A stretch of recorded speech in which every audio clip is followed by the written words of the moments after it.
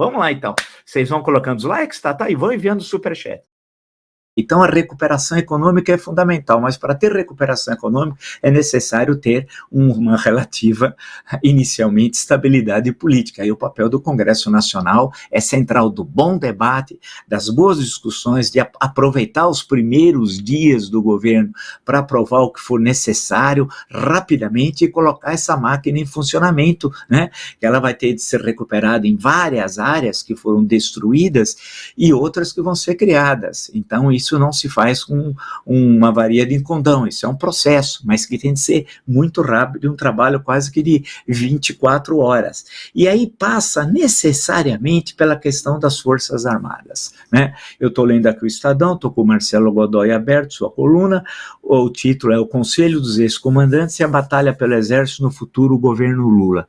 Diz Marcelo Godoy, petista, ouviu de ex-comandantes que a transição seria mais segura com a escolha do general mais antigo para a liderança. Critério deve premiar oficial próximo de bolsonaristas e genuíno ver manutenção de tutela militar. Bem, já é genuíno, todo mundo já sabe quem é, não vou dissertar evidentemente aqui sobre ele, mas a questão que envolve especificamente o Exército, que essa é a questão aqui que está colocada, a questão do Exército, é preocupante, porque evidentemente que as últimas promoções que devem ter ocorrido, provavelmente, não posso dizer que é o Paulo, Pedro, certamente foram de oficiais simpáticos à visão de mundo bolsonarista, vamos chamar aquilo de visão de mundo, né, para ser bem otimista, né. A questão que você tem sempre você escolher, o general Vilas Boas, por exemplo, quando foi escolhido por Dilma Rousseff, não era o mais antigo, ele era o terceiro na hierarquia, salvo engano, mas acabou sendo escolhido, né? Agora tem um oficial mais antigo, supostamente seria alguém que teria proximidade com o general Ramos, que todo mundo sabe que tem uma proximidade muito grande com o Bolsonaro, mas também teria sido auxiliar e um bom auxiliar do ministro do Exército, comandando o Exército, perdão, no momento dos governos Lula-Dilma, né?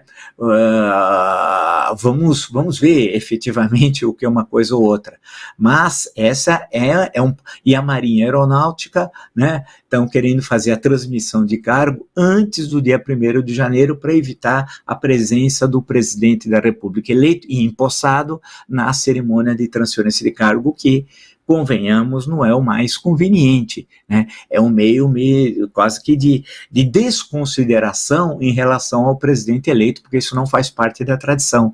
Essa mudança ocorre normalmente com a presença do presidente da República. Então a FAB, que sempre teve uma história de muita turbulência política, desde a sua criação durante o Estado Novo e depois nos anos 50, me lembro muito bem, uma série de tensões, citei aqui o caso de 1958, que tinha tanta gente presa da Marinha de oficiais, eu estava conversando sobre a seca de 1958, que parecia que a FAB inteira estava presa, que lá não era uma força armada, mas um partido político, né? E depois outros incidentes criados já durante a ditadura militar, algumas coisas sérias, lembrar do Brigadeiro Burnier, etc., né? Isso já durante a ditadura. E a Marinha, que sempre também teve uma história complicada, né? Basta lembrar lá atrás, claro que os atuais oficiais não têm responsabilidade nisso, mas a rebelião da Chibata, a revolta da Chibata de 1910, né?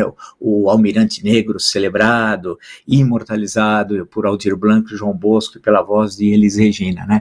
Então a questão com o Exército sempre nesse sentido foi a arma mais democrática em relação às duas anteriores, e o Exército não, quer fazer o que é correto, ou seja, fazer a transferência já com o presidente eleito e empossado, né? Então está tentando convencer as outras duas armas. Em suma, vocês estão percebendo que como a tensão que o Bolsonaro criou há 4 anos, ela não vai morrer e ser interrompida e a partir dali muda tudo a partir de 1º de janeiro, não. A tendência é que isso vá continuar. Daí a importância do ministro da Defesa e da importância de recolocar paulatinamente os militares nas suas tarefas constitucionais. e centenas e centenas e centenas de militares da ativa que estão em funções civis voltarem para os quartéis, ponto. Isso não é retaliação, isso é cada um dentro do seu quadrado, numa linguagem mais popular, né? Cada um na sua atividade e a vida segue, é assim que se faz, e as Forças Armadas não faltam tarefas.